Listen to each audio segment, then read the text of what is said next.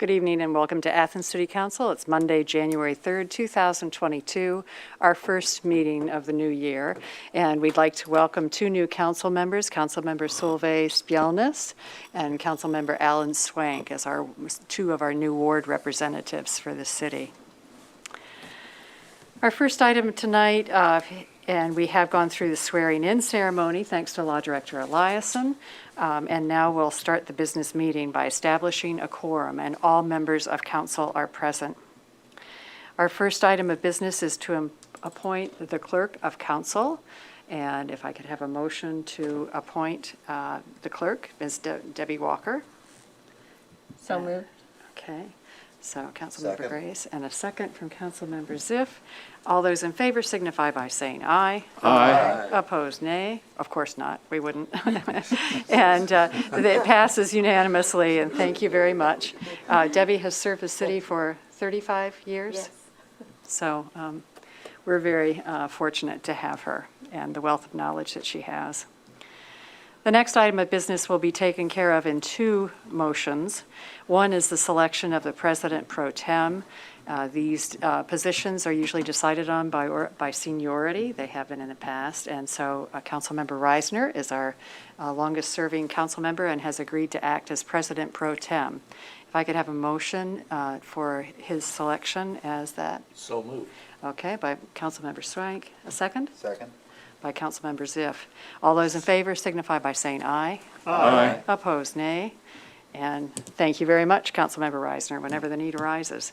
You're welcome. The next motion will be for an acting pro tem position, and that would go to the next senior members. And council members Grace and Crowell have both served the longest time, and Councilmember next longest time, and Councilmember Grace has agreed to fill this position. So if we could have a motion for appointing her as acting pro tem. So moved. By Councilmember Ziff. And a second? Second. Councilmember Spjelnes.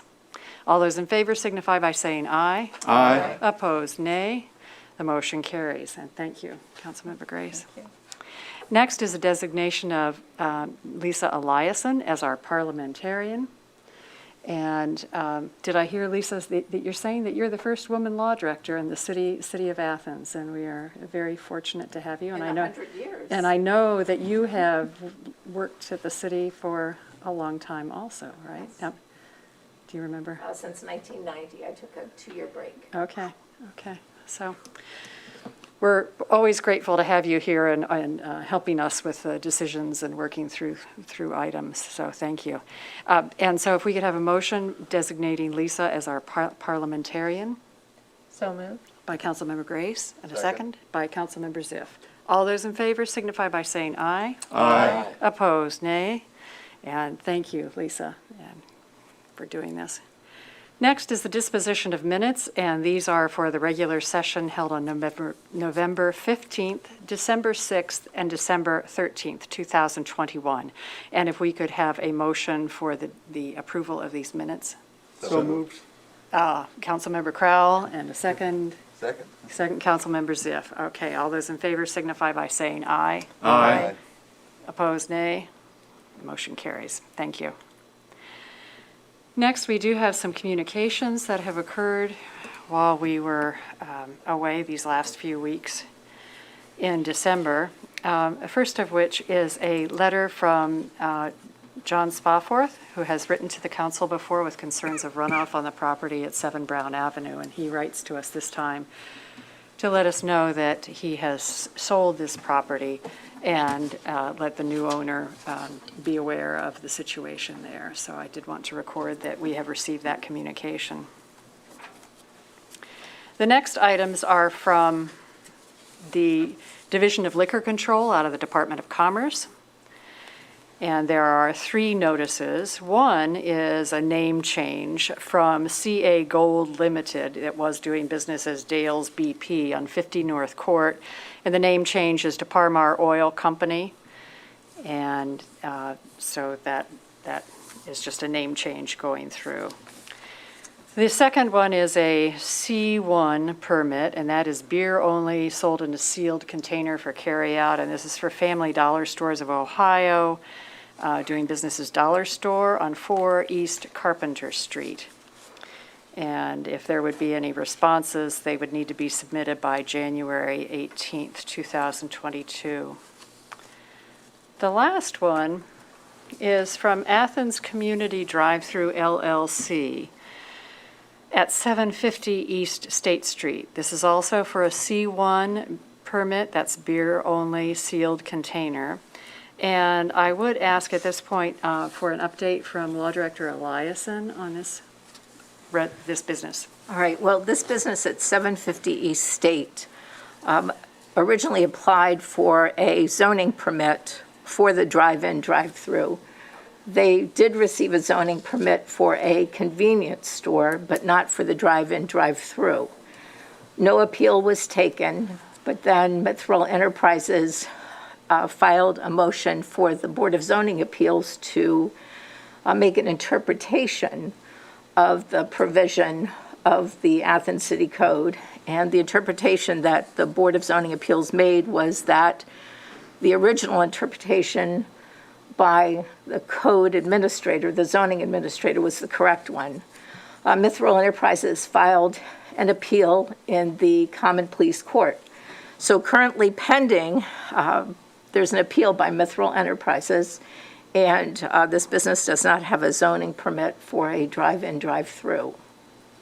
Now, the city also filed a complaint and motion for injunctive relief, and the Common Pleas Court combined the two, the motion for injunctive relief, complaint and motion, along with the appeal. And right now, the stage we're in is deciding what additional evidence will be allowed by the court. And we have a telephone, actually we have an in-person conference in about 2 weeks. So briefs have not been written yet. And again, at this point, the drive-in, drive-through there at 750 East State does not have a zoning permit for such a business. Okay. They do have a permit for a convenience store. Yes, Councilmember Grace. Given that information, I would like to make a motion that the council files a challenge to this liquor permit request based on the fact that they do not have a zoning permit at this time. And we would have until January 18th to submit that. So I'll second that. Okay, second from Councilmember Reisner to challenge this permit. Well, if I may ask, the basis of the challenge, please? That the business doesn't have a zoning permit for a drive-in, drive-through, and the request here is for the Athens Community Drive-Through at 750 East State to get a liquor permit. And I guess the reasoning is that they don't have a permit to operate as a drive-in, drive-through. And we would object to them getting a liquor permit if they don't have a zoning permit to operate such a business. Great, thank you. Any other questions or comments? Yes, Councilmember Crowell. Just so I understand this completely, if they got rid of the drive-through portion of their business and just had the convenience store, then they could still apply for this permit to sell alcoholic beverages out of the convenience store? I would think so, yes, but this is in the name of the Athens Community Drive-Through, and we have no idea of exactly what the permit will be for. Maybe it is only for the convenience store, but the drive-through is an integral part of the convenience store. Thank you. Any other questions or comments before we have the vote? And this would be a vote for the council to issue a letter to the Division of Liquor Control at Department of Commerce saying we do challenge the application. Right. On the request, it says, we request a hearing on the advisability of issuing the permit and request that a hearing be held. And we either check the box in our county seat or in Columbus, and we would request that it be held here. County seat. Okay, great. All right. Any other questions or comments? All those in favor signify by saying aye. Aye. Opposed, nay. Nay. Okay, from council members, so 6-1. Thank you. The motion carries. The last item for communication is from two places. Is from the Ohio Municipal League, that reported a few weeks ago on December 17th, the legislation that has been proposed, House Bill 512. And this is the Public Safety Pension Modernization Act. And they are requesting that the rates for cities and villages paying into retirement contributions for Ohio police and firefighters be increased to 26.5% for both police and fire. The Municipal League has strongly urged the Municipal League members, cities and villages to contact our state representatives and say this will result in a significant increase in cost to municipalities that will be very impactful to local budgets, and they urge them to oppose the bill. Then several days later, we had a request from our auditor, Kathy Hecht, who said she respectfully requests that city council members consider a resolution to be sent to our Ohio representatives regarding this employer contribution. And knowing that some council members are brand new, I will forward this email and the Ohio Municipal League, and then suggest that if council members are interested, what we can do is discuss it at committee next week with a little bit more information and time for reading, and then consider whether or not we'd want to issue a resolution opposing it. Councilmember Swank. 2 questions, please. What is the current rate? Our current rate is 14.5 for OPERS employees, and then we pay 19.5 and 24 respectively for police and fire. So they're asking it to go from 19% and 24% to 19.5 and 24% respectively, up to 26.5 for both police and fire. And then the second question, I know you won't have the answer to this, but when the auditor is putting this information together, could she give us the dollar impact? And that's what, yes, we were thinking that we would be able to have that information by next Monday night. Based on our current level of staffing. Right. Yep, we will do that. Okay. All right, and that ends the communications that I have received. Are there any other communications from other council members? Councilmember McCary. Thank you. I will share an invitation on behalf of Ohio University's MLK Junior Celebration Week Committee, which also oversees Juneteenth celebrations organized by the university, that as of the week of Monday, January 17th, the university will be sponsoring a number of events which citizens and interested persons can find just by Googling Ohio University MLK or MLK Celebration. Visiting ohio.edu/diversity will also bring about that information, but on behalf of that group as well as the Racial Equity Coalition of Athens County, I'd like to do more to make these events known to the community and to encourage involvement. Okay, thank you. Okay, Councilmember Crowell. Thank you, President Isley. I'd like to announce that the Environment and Sustainability Commission will meet here in council chambers tomorrow evening at, Wednesday evening at 7 p.m. Thank you. Okay, thank you. All right. If no other communications, then we'll move on to reports and communications from other elected officials. And I believe Law Director Eliason, you have your annual report for us. I do. Great, thank you.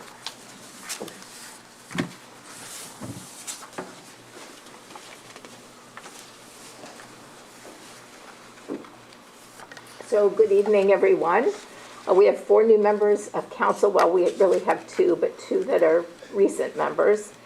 Every year, on the first meeting in January, I give an annual report of business. We are a statutory city, and we are bound by the Ohio Revised Code.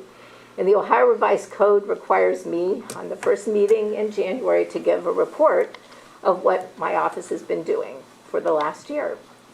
So my office is the Office of the Law Director and City Prosecutor, and by law, I am obligated to also prosecute misdemeanor cases. We have a lot, and I'm going to tell you, we have, last year we had 1,763 cases. It would be impossible for me to do my duties as law director and also to prosecute all those cases. So the Athens City Code and the Ohio Revised Code both allow me to appoint prosecutors. And in our office, we have 3 full-time prosecutors. We have a chief prosecutor and 2 other prosecutors who serve. Tracy Meek is the chief city prosecutor, and another prosecutor is Caitlin Spar. Our 3rd position is unfilled at this time, but I'm hopeful that we are going to have someone else fill that position. We have 2 full-time secretaries, Joyce Apperson, and then, unfortunately, the other position is vacant at this time. So, we prosecute misdemeanors that occur in the city of Athens, on Ohio University property, and in the unincorporated areas of the county. That's a little known fact about our office, but we're required to do so by the Ohio Revised Code. And approximately 50% of our cases come from the unincorporated areas of the county. So for instance, let's say that there's a DUI that occurs out in the plains.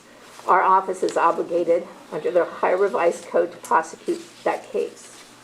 We do a wide variety of cases. So in addition to prosecuting for the Athens City Police, we prosecute for the Athens County Sheriff, the Ohio State Highway Patrol, Ohio Department of Liquor Control, various state agencies, and Ohio University Police. Now, the Ohio Revised Code also says that we do get some additional compensation, and that comes from the Board of County Commissioners. And I'll tell you about that in just a moment, how much we receive from them. So, the misdemeanor cases are prosecuted in municipal court, and in 2021, there were 7,350 criminal, traffic, and OVI cases filed in Athens County Municipal Court. In 2020, there were 6,299. So approximately 77% of those cases we don't ever see, because people come in and plead at arraignment on things like speed. Some of them may be another jurisdiction, and some of them go into diversion. In 2021, there were 379 defendants who entered diversion for driving under suspension, substance abuse, alcohol offenses, and selected cases for theft. The remaining cases were prosecuted by our office.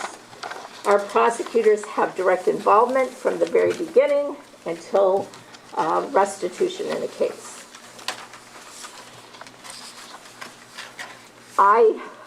In addition to supervising the prosecutors, as law director, I keep counsel apprised of litigation involving the city, and I'm required to present this annual report. Another one of my duties is to serve on the negotiating team, and that's by direction from the mayor. Interesting to note that I also serve as attorney for the Athens City School District. And it's in a very limited capacity, but I'm still required to perform duties if called upon by the school district. And that's at no additional compensation. The Athens County Commissioners, for several years, our office received $49,000. And 2 years ago, we requested, per year for prosecutions, 2 years ago, we requested additional money, received $70,000, and then last year it was $79,000 from the commissioners. So on page 2, I have this broken down by defendants who had an attorney, who did not have an attorney. And we had some carryover, but we prosecuted 1,763 cases. Page 3 tells you all the additional services our prosecutors perform. And one note is at the bottom of page 3, our office collected $21,265.61 in restitution for victims. We are unusual, our office, and in the entire state of Ohio, there's only one other city prosecutor's office who collects restitution. And our office prides ourselves on collecting restitution for victims.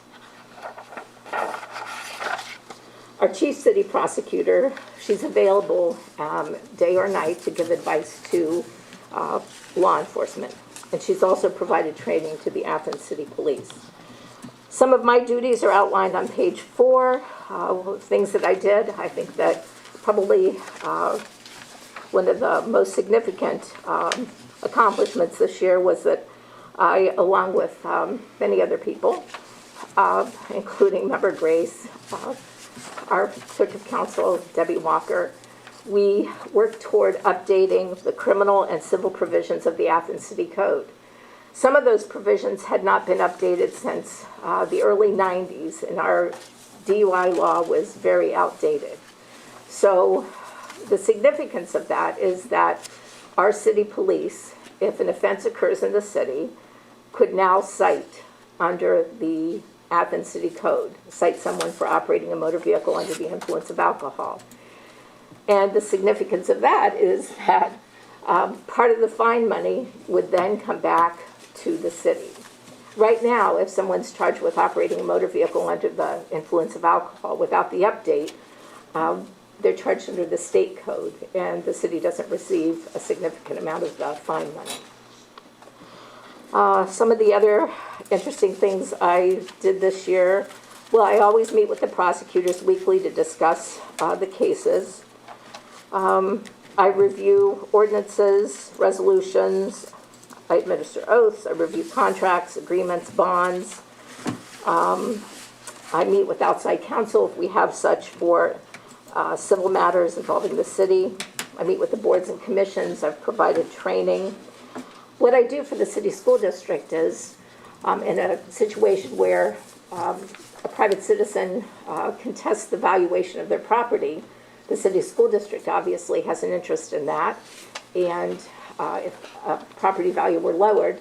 So when there's a complaint, I've, for many years, decades maybe, filed counter complaints on behalf of the Athens City School District. This year it's been interesting in that we've had the opioid settlements, and I've worked with the mayor in filing participation agreements. Page 5 talks about what cases we have pending, and I guess I could try to knock on wood, but we completed one case in 2021. There were 3 cases filed in 2021 and pending at the end of 2021. 2 were Board of Zoning Appeals cases, and then 1 was the complaint and motion for injunctive relief the city filed. Appendix A just gives you a general idea of the kinds of cases. A lot of people will come into court and not get attorney representation. Last year there were 503 of those people. And you can see in that first column that extends to the second page the kinds of cases that we prosecuted. And then the second column is prosecution of defendants with attorney representation. That was 1,085. And as I said before, there were some carryover cases. But, you know, our office prosecutes everything from a speed or disorderly conduct all the way up to domestic violence, which is the most serious, operating under the influence, and vehicular manslaughter. So it's a wide variety of cases. And we pride ourselves on the thoroughness of our prosecutions from beginning until, as I said, collecting the restitution. I would be glad to answer any questions that anyone may have. Thanks. Thank you for Member Carey. thank you for identifying domestic violence as one of the higher numbers of issues that we see here. I'm familiar with some diversion programs that our courts have, and I'm wondering if you're aware of any programs that support or respond to the issue of domestic violence through our courts. No, they're just, there aren't any diversion programs for domestic violence. Sometime we could have a conversation about domestic violence, and a lot of times a victim will come in and after the charge has been filed, request to have a case dismissed. And it takes quite a bit of time for our prosecutors to work with the victim. There are victim advocates available, and there just isn't a diversion program. Thank you. It's probably, domestic violence is probably the area that we are always, that we lose sleep over. If we have a domestic violence case, we're worried about the victim. Those are the most volatile situations that we ever see. Just a couple quick questions. Yes, Member Swank. On the 2 unfilled positions, is there currently an active search to fill those? There is an active search for both. Okay. Yes. So like so many other jobs, it's probably tough finding people at this point in time. We may have someone for the prosecutor's position, and I may be coming back to council to ask for some additional compensation. But we're just starting our search for a secretary. So our secretary went over to Common Police Court for a step-up position. Okay. The second question, very much related to that, you mentioned compensation. Received $79,000 from the commissioners.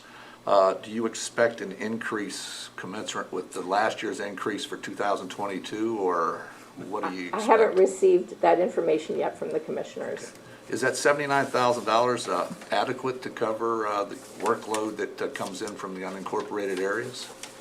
That's a good question.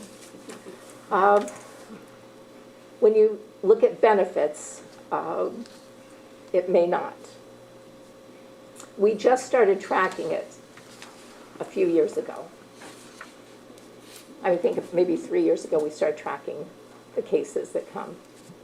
Okay, great. Thank you. Any other questions or comments? I want to thank you for all the work on the criminal code updates. That's a real. Oh, you're that's a welcome. It was real my pleasure. That was significant something that I project. have been trying to figure out a way to do for years. And with our clerk, Debbie Walker, with her help, we were able to accomplish it, and also with Sarah Grace. Thank you. Thank you.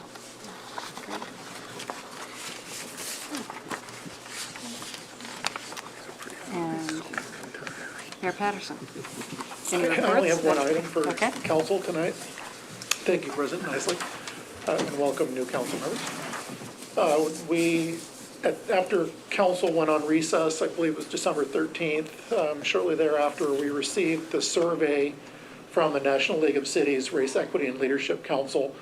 That survey will now go to the combination task force / racial equity coalition, and they will be looking at the items on the questionnaire. I have some details to share with that group as they start to go through information that came from NLC on the items. There's 2 different groupings of items in there. There's foundational items, and those are items that cannot be changed.